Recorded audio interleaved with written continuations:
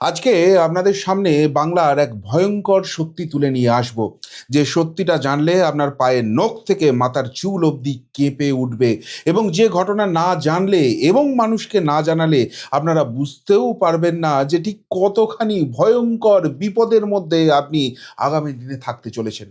আমার এক ডাক্তার বন্ধু আছেন, তিনি কয়েকদিন আগে আমাকে একটা খবর দেন, যেটা শুনে আমি কেঁপে গেছি এবং সেটা নিয়ে আমি রিসার্চ শুরু করি যে এটা কোনো বিচ্ছিন্ন ঘটনা নাকি এটা সার্বিকভাবে পশ্চিমবঙ্গের চিত্র। এবং সেই ঘটনার যে সার্বিক চিত্র উঠে এসেছে সেটা মর্মন্তুদ। সেই ডাক্তারবাবুর কাছে কিছুদিন আগে একটি বাচ্চা ছেলেকে তার বাবা এবং মেসোমশাই নিয়ে আসেন। ছেলেটি এবছর উচ্চ মাধ্যমিক দেবে, কিন্তু তার বাবা এবং মেসোমশাইয়ের কথা হচ্ছে যে ছেলেটি পড়াশোনায় কোনো রকম কনসেন্ট্রেশন করতে পারছে না, কোনো রকম পড়াশোনা করছে না, সারাদিন উদাস হয়ে বসে থাকে।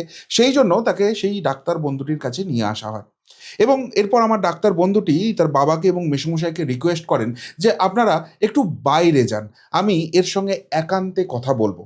এবং তারপর ছেলেটিকে কমফোর্ট জোনে নিয়ে এসে তাকে জিজ্ঞেস করে যে তুই পড়াশোনা করছিস না কেন, তোর প্রবলেমটা ঠিক কোথায়। ছেলেটি তখন উত্তর দেয় যে আমি যেখানেই পড়াশোনা করতে যাই, আমি একমাত্র ছেলে, বাকি সকলেই মেয়ে। ফলে আমাকে ওই মেয়েরা প্রচণ্ড টিজ করে, আমাকে নিয়ে মজা করে। আর ওইটা আমি আর নিতে পারছি না, সেই জন্য আমি আর কনসেন্ট্রেশন করতে পারছি না। তখন আমার ডাক্তার বন্ধু ছেলেটিকে বাইরে রেখে তার বাবা এবং মেসোমশাইকে ডেকে পাঠায় ভেতরে এবং জিজ্ঞেস করে যে আপনার ছেলে কেন পড়াশোনা করতে চাইছে না আপনারা জানেন? বাবা এবং মেসোমশাইয়ের উত্তর, হ্যাঁ জানি। কি উত্তর? না, এই ছেলেটি একা ছেলে ছাত্র, বাকিরা সকলেই ছাত্রী, তারা টিজ করে, সেই জন্য কোচিং থেকে সে সে পড়াশোনা করতে চাইছে না। তখন বলে যে কোচিং তো ঠিক আছে, কিন্তু স্কুল? বলছে না, স্কুলেও সেই একজন মাত্র ছাত্র, বাকিরা সকলেই ছাত্রী। কেন এই অবস্থা হয়েছে? তার বাবা এবং মেসোমশাই জানান যে এই ছেলেটি, যারা বন্ধু যাদের সঙ্গে সে পড়াশোনা শুরু করেছিল, তারা অনেকেই ক্লাস 9-এ এসে আর পড়াশোনার প্রেসারটা নিতে পারছে না, সেই জন্য ছেড়ে দিয়েছে। অনেকেই বলছে যে পড়াশোনা করে আলটিমেটলি হবেটা কি? আলটিমেটলি সেই তো চাকরি নেই, শিল্প নেই, কোনো রকম কোনো ব্যবস্থা নেই, ফ্যাফা করে ঘুরে বেড়াতে হবে।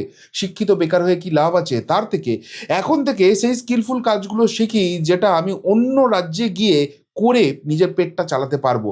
এবং বাকিরা বলছে যে আলটিমেটলি তো সেই দলগুলোর গিয়ে, রাজনৈতিক দলগুলোর গিয়ে দালালি করতে হবে, নাহলে খাবার জুটবে না এখানে। আর সেই জন্য পড়াশোনায় চুলোই যাক, এখন থেকে তারা রাজনীতির পাটে ঢুকে গেছে। না, এটা একটি জায়গার বিচ্ছিন্ন ঘটনা নয়। এই ঘটনা নিয়ে আমি যখন অন্তর্তদন্তে নেমেছি, পুরো স্টোরিটা যখন উঠে এসেছে, তখন সত্যিই হাড় হিম হয়ে যাচ্ছে। আপনারা রিসেন্টলি একটা জিনিস নিয়ে খুব উদ্বেলিত, সেটা হচ্ছে যে ভোটের আগে রাজ্য সরকার চালু করেছে যুব সাথী প্রকল্প, এবং সেখানে লক্ষ লক্ষ বেকার ছেলে মেয়ে লাইনে দাঁড়াচ্ছে। 1,500 টাকা ভাতা পাবে, সেটার জন্য মাস্টার ডিগ্রি করা, পিএইচডি করা, ডাক্তার, ইঞ্জিনিয়ার সকলেই এসে লাইনে দাঁড়াচ্ছে। এর ফলে কি হবে? এর ফলে এত কিছু হওয়ার পরেও পশ্চিমবঙ্গের ভোট রাজনীতিটা ঘুরে যাবে। এই যারা এত ভাতা নিচ্ছে, তারা তো আবার এদেরকে জেতাবে, আর তারপর সেই একই রকম বেকারত্বের জ্বালায় পশ্চিমবঙ্গ জ্বলতে থাকবে, সেই সমস্যাতেই জ্বলতে থাকবে। দেখুন, লক্ষ্মীর ভাণ্ডার এই প্রকল্প 2021-এর আগে সুপারহিট হয়েছিল। ভাতা দিলে যে ভোট পাওয়া যায় সেটা একদম প্রমাণিত সত্য হয়ে গেছে পশ্চিমবঙ্গে। সুতরাং এই 5 বছরে যখন অবস্থা আরও ডিটোরিয়েট করেছে, তখন সেই লক্ষ্মীর ভাণ্ডারের টাকা বাড়বে, এটা তো জানাই ছিল।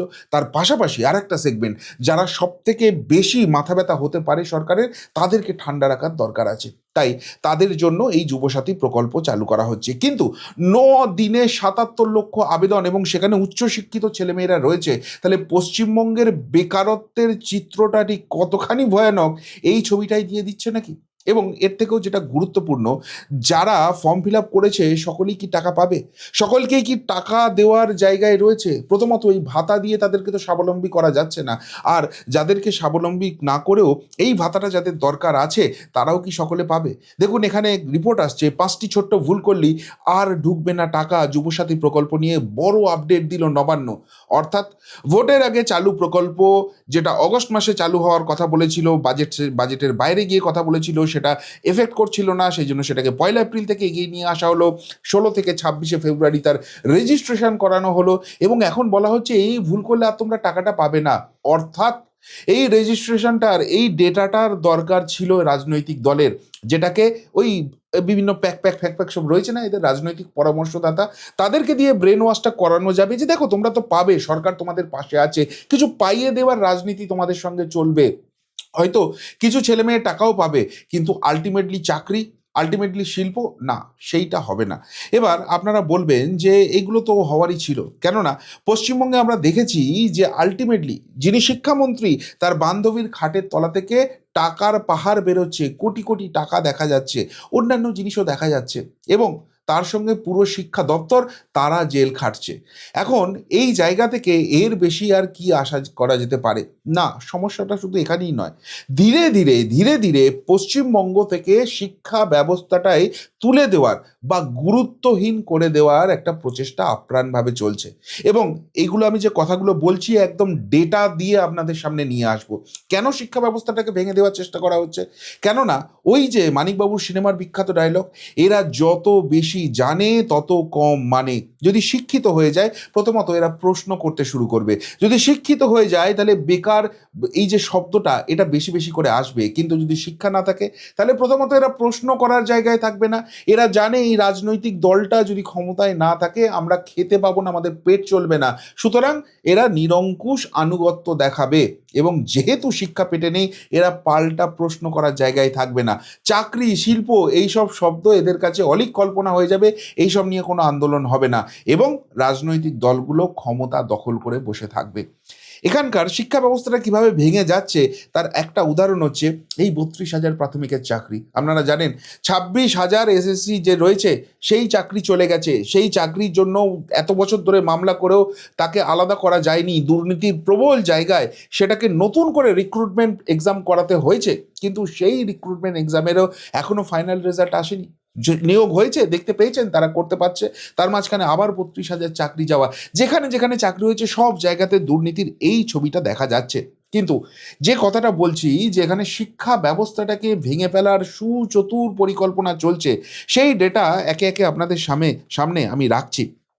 কেন এই কথাটা বলছি এবং কোন জায়গা থেকে ভয়ঙ্কর জায়গাটা চলছে? কিছুদিন আগে উচ্চ মাধ্যমিকের অঙ্ক পরীক্ষা, সেখানে একটা প্রশ্ন নিয়ে কন্ট্রোভার্সি শুরু হয়েছে, সেটা নাকি আউট অফ সিলেবাস কোয়েশ্চেন করা হচ্ছে। আচ্ছা, যারা কোয়েশ্চেন সেটার তাদের কোনো সিস্টেম নেই, তাদের কোনো হেড এক্সামিনার নেই, এগুলো নিয়ে আলাপ আলোচনা হয় না যে আউট অফ সিলেবাস কোয়েশ্চেন হঠাৎ করে চলে এলো? এবং সবথেকে গুরুত্বপূর্ণ, যখনই আউট অফ সিলেবাস হলো সেটা নিয়ে হল্লাগোল্লা হলো, বলে দেওয়া হলো যে এই কোশ্চেনটা যারা অ্যাটেম্প্ট করবে তারা এর ফুল মার্কস অর্থাৎ 10 নম্বর পেয়ে যাবে। এবার মারাত্মক ক্ষতির জায়গাটা কোথায় জানেন? এই অঙ্ক পরীক্ষায় পাশ করতে গেলে 40-এ 12 পেতে হবে, তার মধ্যে এই কোশ্চেনটা যারা অ্যাটেম্প্ট করেছে তারা 10 নম্বর পেয়ে যাচ্ছে, 2 নম্বর এদিক ওদিক থেকে জোগাড় হয়ে যাবে, অর্থাৎ কিছু না জেনে কিছু না পড়েও এই পরীক্ষায় পাশ করে যাবে সকলেই। তাহলে আলটিমেটলি যখন এরা কম্পিটিটিভ এক্সামে যাবে তখন তখন কি এই জায়গাটা চলবে? শুধুমাত্র এই জিনিস নয়, আমি আমার বহু শিক্ষক বন্ধুর সঙ্গে কথা বললাম, তারা যে ছবিটা রাজ্যের শিক্ষা নিয়ে তুলে নিয়ে এলেন সেটা আরও মারাত্মক। এদের উপর চাপ থাকে, মাধ্যমিক বা উচ্চ মাধ্যমিকের মতো যে বোর্ডের এক্সামগুলো হচ্ছে সেখানে ছাত্রছাত্রীরা অবাধে টোকাটুকি যাতে করতে পারে, কোথাও কোনো বাধা না দেওয়া হয়, সেই জায়গাটা যেন তারা সুনিশ্চিত করে। এমনকি অনেক জায়গায় এদেরকে চাপ দেওয়া হয় যে আপনারা উত্তর বলে দিন বা উত্তর বোর্ডে লিখে দিন, সেটা দেখে দেখে লিখবে। এমনকি যারা এক্সামিন করছে, খাতা পরীক্ষা করছে, সেই পরীক্ষকদের উপর চাপ থাকে ঢালাও নাম্বার দিতে হবে। আমার এক বন্ধু, শিক্ষক বন্ধু বলছিলেন যে খাতায় কিচ্ছু লেখেনি, ব্ল্যাঙ্ক খাতা, তারপরেও তার উপর চাপ এসেছে যে তাকে পাশ করিয়ে দিতে হবে। বলে আমি দেবোটা, নাম্বারটা দেবো কোথা থেকে, খাতায় একটি শব্দও লেখা নেই। এই চলে যাচ্ছে পশ্চিমবঙ্গের সামগ্রিক শিক্ষার জায়গা। কেন এই জায়গাটা চলছে? কেননা এই যে পাশ করিয়ে দেওয়া, ঢালাও পাশ করিয়ে দেওয়া, এরপর নাম্বারের জাগলারি হবে, আমাদের সময়ে শিক্ষা ব্যবস্থা কত এগোচ্ছে, কিন্তু আলটিমেটলি কি হচ্ছে? শিক্ষা ব্যবস্থা কি এগোচ্ছে? এরা একটার পর একটা ধাপ পেরিয়ে যাচ্ছে কিচ্ছু না জেনে, এবং তারপর ফাইনালি যখন কলেজে যাচ্ছে এরা বিভিন্ন ভাতা পেয়ে যাচ্ছে, এবং ওই ট্যাব কেনার টাকা, সেখানে গেম খেলার, প্রেম করার টাকা, সব কিছু তাদের জোগাড় হয়ে যাচ্ছে।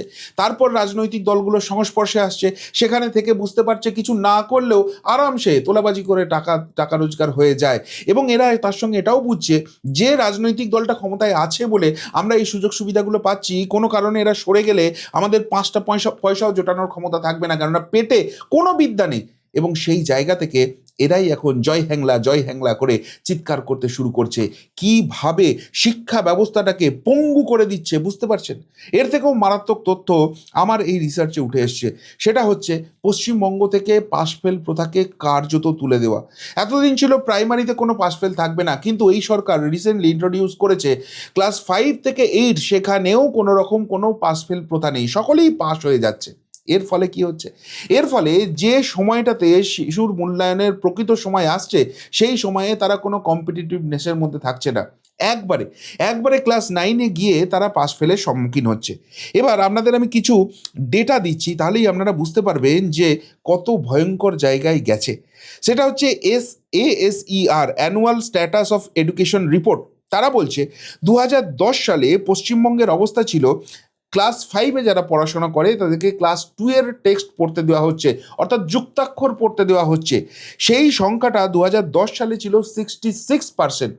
আর সেই সংখ্যাটাই 2024-25 সালে এসে ড্রপ করেছে 52.5%। অর্থাৎ ক্লাস 5-এ পড়ে তারা এখনও যুক্তাক্ষর তারা চেনে না, ব্যঞ্জনবর্ণ স্বরবর্ণে তাদের জ্ঞান নেই, বেসিক ইংলিশ ABCD বা গ্রামার সেইগুলো অবধি তারা জানে না, ক্লাস 2 এর টেক্সট তারা পড়তে পারে না, কোনো কিছু করতে পারে না। এর থেকেও যেটা ভয়ঙ্কর তথ্য আমি পেলাম, ক্লাস 8 মানে তারা পুরোপুরি এবার বোর্ড এক্সামের জন্য তৈরি হচ্ছে।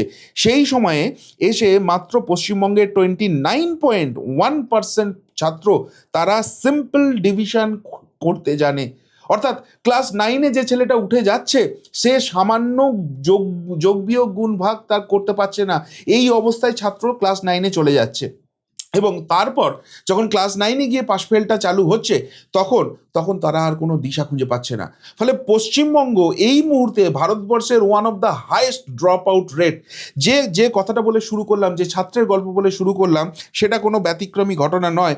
এখানে রিপোর্ট বলছে 2024-25 সালের ডেটা বলছে 23% ছাত্রের ড্রপ আউট রেট পাওয়া গেছে ক্লাস 9 থেকে ক্লাস 12-এর মধ্যে। ভাবতে পারছেন পশ্চিমবঙ্গের শিক্ষাটা ঠিক কোন জায়গায় চলে যাচ্ছে? শুধুমাত্র তাই নয়, আর একটা রিপোর্ট আমি খুঁজে পেয়েছি, সেখানে আরও মারাত্মক ডেটা দিচ্ছে। SSC যে অ্যানুয়াল রিপোর্ট আছে, সেখানে বলছে যে পশ্চিমবঙ্গের শিক্ষার হার এতখানি কমে গেছে। এমনিতেই তো পশ্চিমবঙ্গে IAS IPS নিয়ে সবসময়ই একটা দেউলিয়াপন ছিল, কিন্তু বর্তমানে এমন জায়গায় চলে গেছে, সেখানে পশ্চিমবঙ্গের কোটায় যে IAS IPS জায়গাটা রয়েছে, সেখানে পশ্চিমবঙ্গের কোনো ছেলে মেয়ে খুঁজে পাওয়া যাচ্ছে না। ফলে বাইরের রাজ্যের ছেলে মেয়ে দিয়ে সেই কোটাটাকে পূরণ করতে হচ্ছে। এমনকি NETর মতো যে জায়গাগুলো রয়েছে, সেই জায়গাতেও কোনো সাফল্য নেই। এবার আপনারা বলবেন, না বাংলা থেকে তো অনেকের নামই দেখতে পাই এই তালিকায়। তাদের ব্যাকগ্রাউন্ড চেক করুন। আমি ব্যাকগ্রাউন্ড চেক করে এবং সেই ডেটা পেয়েই কথাটা বলছি। যারা এইগুলোতে সাফল্য পাচ্ছে, তাদের 99% হচ্ছে বেসরকারি কোচিং নিচ্ছে।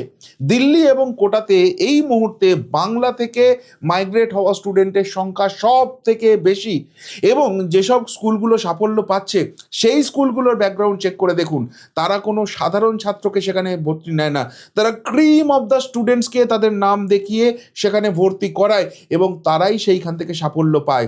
অর্থাৎ রাজ্যের শিক্ষা ব্যবস্থার মাধ্যমে যে সাফল্য আসার কথা, সেই জায়গাটা পুরোপুরি নালিফাইড হয়ে গেছে, এবং এটা তো হওয়ারই ছিল। কেননা আমরা যখন পড়াশোনা করেছি, সেই জায়গা থেকে সিলেবাস চেঞ্জ হয়ে আজকে যে জায়গায় শিক্ষা ব্যবস্থাটাকে নিয়ে আসা হয়েছে, সেটা চিন্তারও বাইরে। এখানে স্কুল সিলেবাসে আপনারা জানেন মমতা বন্দ্যোপাধ্যায়ের কবিতা পড়ানো হয়, সেই নিয়ে আমার কোনো রকম কোনো আপত্তি নেই, কিন্তু স্কুলে ইতিহাসের জায়গায় কি ঠাঁই পাচ্ছে? তৃণমূল নেতাদের সিঙ্গুর নন্দীগ্রামের যে আন্দোলন, সেই কথা বড় বড় করে শেখানো হচ্ছে, সেখানেও কোনো আপত্তি নেই। কিন্তু একটা ইনফরমেশন আপনাদের দিই, ক্লাস 8-এ সমরেশ বসুর আদাব পড়ানো হচ্ছে। আদাব নামটা রয়েছে বলেই কি এই গল্পটাকে ঢোকানো হয়েছে? কেননা পশ্চিমবঙ্গের শিক্ষায় এখন ফুফা, চাচি, এই ধরনের শব্দগুলোকে অনেক বেশি বেশি করে ঢুকিয়ে দেওয়া হচ্ছে। ঠিক আছে, সেটাও না হয় মেনে নেওয়া গেল, কিন্তু এই আদাব গল্পে একটা ক্লাস 8-এর ছেলে যে শব্দগুলো পড়ছে, সেই শব্দগুলো কি জানেন? আপনাদের সামনে বলতে আমার লজ্জা করছে, দু হাতে কান মুলে ক্ষমা চেয়ে নিয়ে বলছি, ঢ্যামনা, কুত্তার বাচ্চা, এই শব্দগুলো ওই আদাব গল্পে, সমরেশ বসুর আদাব গল্পে লেখা আছে। অর্থাৎ প্রাপ্ত বয়স্কদের জন্য একটি লেখা ক্লাস 8-এ ঢুকিয়ে দেওয়া হচ্ছে। এই শব্দগুলোকে শেখানোর একটা ক্লাস 8-এর ছাত্রকে কিসের জন্য দরকার হয়ে পড়ছে? রাজনৈতিক দাদাগিরি যখন করবে, বিপক্ষকে যখন চাপে রাখতে হবে, বিরোধীদের যখন টুঁটি টিপে ধরতে হবে, এই শব্দগুলো ফলাতে হবে, সেই জন্য কি শেখানো হচ্ছে?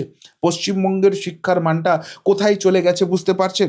এবং সব থেকে বড় কথা, যে যুবসাথী নিয়ে এত আপনারা আশঙ্কায় রয়েছেন, যেটা নিয়ে খুব ফলাও করে শাসক দল প্রচার করছে, দেখো আমাদের প্রকল্প কত হিট, আমরা ক্ষমতায় আবারও আসছি, এদের হাত ধরেই আসছি, সেখানে এই যে 9 দিনে 77 লক্ষ যুবক রেজিস্টার করেছে, তার মধ্যে সব থেকে সাফল্যমণ্ডিত জেলা, অর্থাৎ সব থেকে বেশি রেজিস্ট্রেশন এসেছে কোন জেলা থেকে জানেন? ডায়মন্ড মডেল খ্যাত দক্ষিণ 24 পরগনা জেলা থেকে। অর্থাৎ যেটা আজকে ডায়মন্ড হারবার ভাবে, সেটা কালকে সারা পশ্চিমবঙ্গ ভাবে, সেটা পরশু সারা ভারতবর্ষ ভাবে। সত্যিই যদি সেটা ভাবতে শুরু করে, তাহলে ভারতবর্ষ একদিন শেষ হয়ে যাবে, ভারতবর্ষের শিক্ষা ব্যবস্থাটা একদিন শেষ হয়ে যাবে। কেননা ডায়মন্ড মডেল দেখাচ্ছে সব থেকে বেশি বেকার রয়েছে দক্ষিণ 24 পরগনা জেলায়, এবং মাত্র 1,500 টাকার জন্য তাদেরকে লাইনে দাঁড় করাতে হচ্ছে।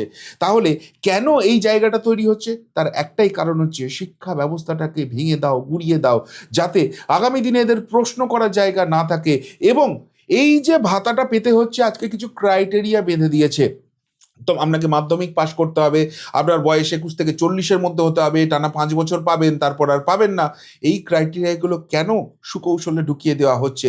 শিক্ষা ব্যবস্থা যদি ভেঙে দেওয়া হয়, যদি ড্রপ আউট ক্লাস 10-এর আগেই হয়ে যায়, মাধ্যমিকটুকুও পাস না করে, এবং ক্লাস 9 অবধি পৌঁছে যাচ্ছে, সামান্য ক্লাস 2-এর ABCD না জেনেও, যোগ বিয়োগ গুণ ভাগ না জেনেও তারা ক্লাস 9 অবধি পৌঁছে যাচ্ছে, বিভিন্ন ভাতা পাচ্ছে, এবং তারপর ড্রপ আউট হয়ে যাচ্ছে, তাহলে না রহেগা বাঁশ না বাজেগি বাঁশুরি।